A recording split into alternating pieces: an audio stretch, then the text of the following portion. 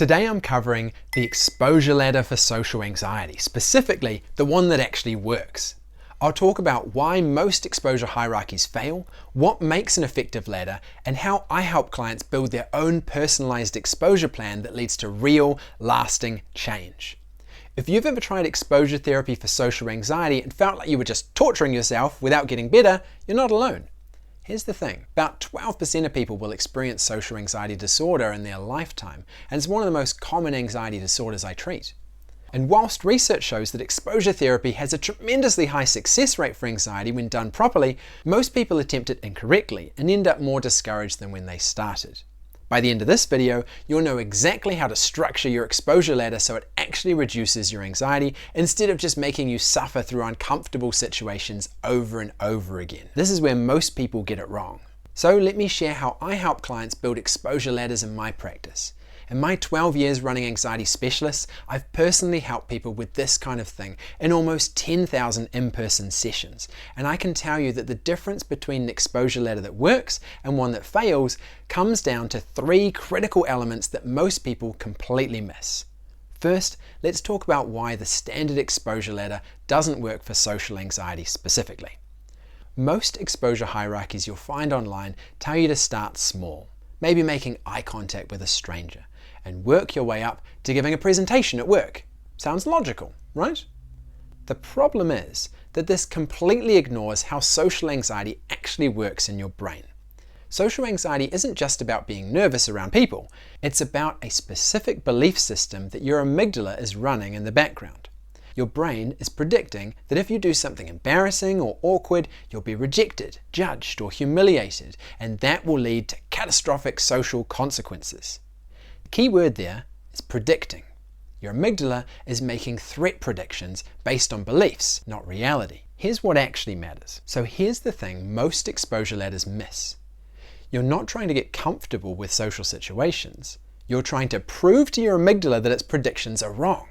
Now here's why this matters so much. Your amygdala has the processing power of about a 2 or 3-year-old. It thinks in non-verbal reasoning, images, sensations, associations. It doesn't understand language-based thought. That means you can't just talk to your amygdala to convince it you're safe.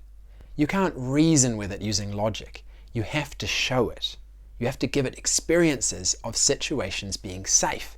And that's exactly why we do exposure therapy. We're giving the amygdala experiential evidence that proves its predictions wrong.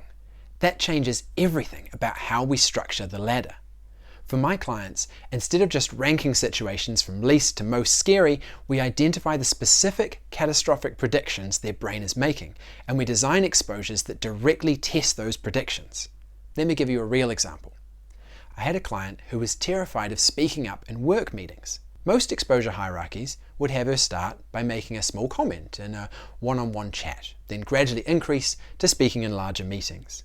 But when we dug into her beliefs, her actual fear was, if I stumble over my words or say something stupid, people will think I'm incompetent and I'll lose all respect at work. So instead, we designed exposures where she deliberately said things incorrectly in meetings. We had her purposefully use the wrong word for something. We had her ask questions she already knew the answer to. Why? Because we weren't trying to help her speak perfectly. We were proving that even when the catastrophe happens, even when people do notice a mistake, the predicted professional rejection doesn't actually occur.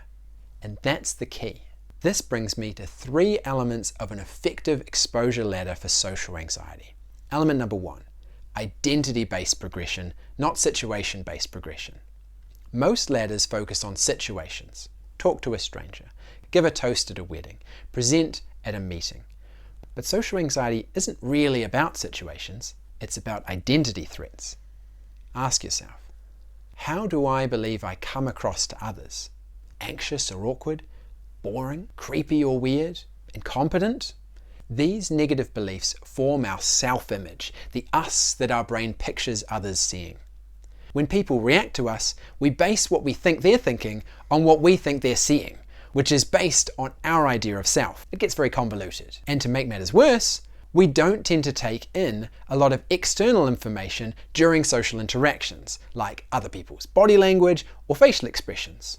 We stay within our self-image loop, basing how they're feeling on how we're feeling, and how they're thinking on how we're thinking. So I'm feeling a bit awkward becomes they're feeling awkward around me, and I feel anxious is equated with this must not be going well, I must be doing something wrong. They might not be thinking or feeling this at all. They could even be smiling and nodding along, and we wouldn't take it in or interpret it positively if we did.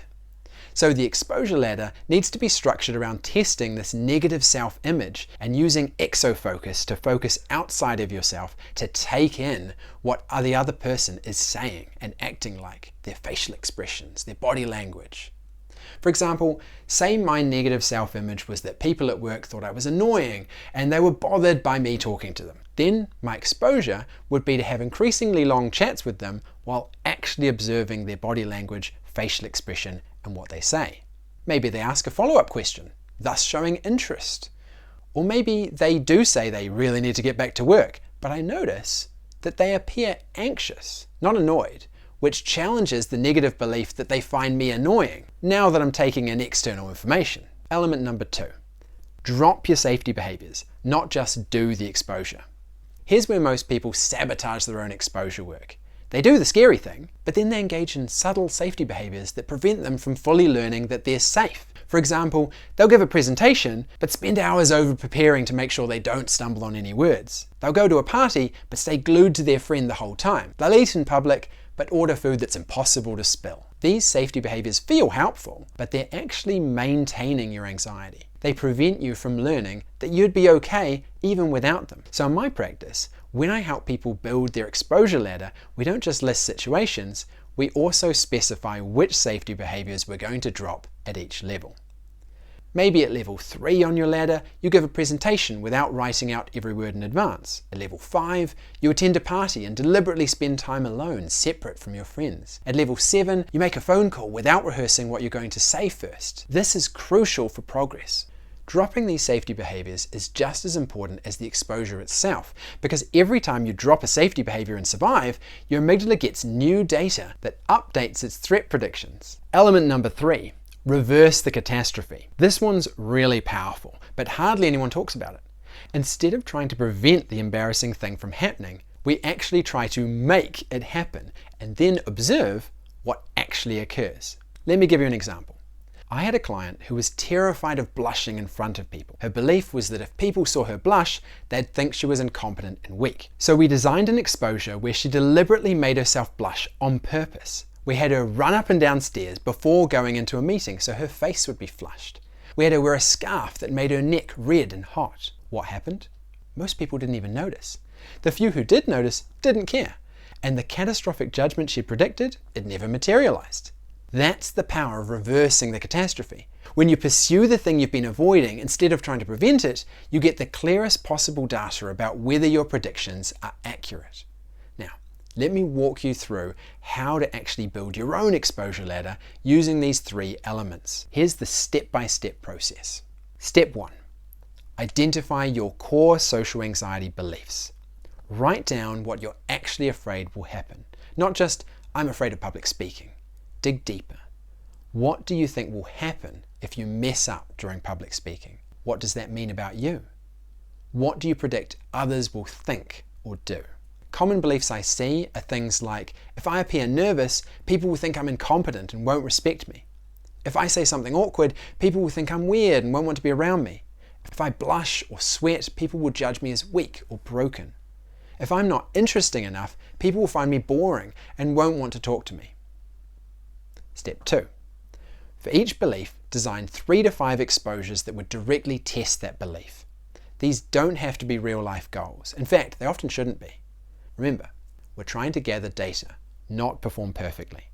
If your belief is, people will reject me if I seem nervous, your exposures might include deliberately letting your voice shake while ordering coffee, telling someone a story while visibly trembling, asking someone for directions while your hands are shaking. Notice these aren't give a perfect presentation or have a smooth conversation. We're testing the prediction by deliberately manifesting the feared outcome and seeing what actually happens. Step 3. Rank your exposures from easiest to hardest. But here's the key. Don't rank them based on how objectively scary the situation is. Rank them based on how much they threaten your sense of identity. Those will be the most anxiety-provoking for you. Eating soup in front of strangers might be objectively harder than eating soup in front of friends, but if your core fear is, my friends will abandon me if they see me as flawed, then eating imperfectly in front of friends is actually the harder exposure because it threatens your identity more directly. Most people miss this. Step 4.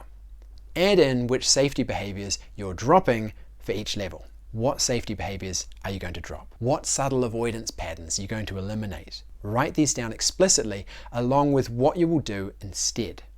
During this exposure, I will not rehearse what I'm going to say beforehand. I'll dive right in and trust myself to come up with what to say. Or, during this exposure, I will not avoid eye contact when I feel anxious.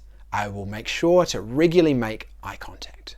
Step 5. Start with the easiest exposure and repeat it until your anxiety drops by at least 50% during the exposure itself. This is really important. You don't move up the ladder just because you survive the exposure. You move up when your anxiety level during the exposure itself has significantly decreased. Why? Because that's how you know your amygdala has actually updated its threat prediction. If your anxiety isn't coming down during the exposure, you haven't gathered enough data yet to prove the prediction wrong. In my practice, I typically have clients repeat each exposure 3 to 5 times before moving up. Some people need more, some need less. Listen to your anxiety level as your guide. Now, here's something I really want to address. The idea that you need to start at the bottom of the ladder and work your way up slowly. This might surprise you. In reality, I've had clients who benefit more from jumping further up the ladder than starting at the very bottom. Why? Because sometimes the lower exposures are too mild to actually generate the belief-challenging data you need. If your core belief is people will reject me if I seem incompetent at work, then making small talk at a coffee shop probably isn't going to challenge that belief very much. You might need to jump to something like asking a stupid question in a work meeting to really test the prediction. That said, you do need to be strategic about this. If an exposure is so overwhelming that it triggers a full panic response, you won't be able to stay present and gather accurate data. So there's a sweet spot. Hard enough to challenge the belief, but not so hard that you dissociate or flee. In my experience, the ideal exposure produces moderate to high anxiety. You're aiming for between 4 and 6 out of 10, but not absolute terror. You want to be uncomfortable, but not so overwhelmed that your brain can't process what's happening. Let me also address one more common mistake I see with exposure ladders. People sabotage themselves with this. They design exposures where they can't actually observe the outcome they're predicting. For example, let's say your belief is, if I say something awkward at a party, people think I'm weird and won't want to talk to me. And your exposure is, say something awkward at a party. But then, after you say the awkward thing, you immediately leave the party. Or you avoid that person for the rest of the night. Or you're so inside your head analysing whether they thought you were weird that you can't actually observe their behaviour. See the problem? You've done the exposure, but you haven't actually gathered data about whether your prediction was accurate. Your amygdala still doesn't have clear evidence that the catastrophe didn't happen. So when you design your exposures, always include an observation period. After you do the scary thing, you need to stick around and watch what actually happens. Do people actually reject you? Do they actually judge you? Or do they just move on with their day? Most of the time, you'll find that the catastrophe you predicted simply doesn't occur. Most people might not even notice what you did, and even when they do notice, they typically don't care nearly as much as you thought they would. That data, that direct observation of reality not matching your prediction, that's what updates your amygdala's threat assessment. So there you go. The exposure ladder that actually works for social anxiety isn't about gradually getting comfortable with social situations. It's about strategically testing and disproving the catastrophic predictions your brain is making. It's about identity-based progression, response prevention, and reversing the catastrophe.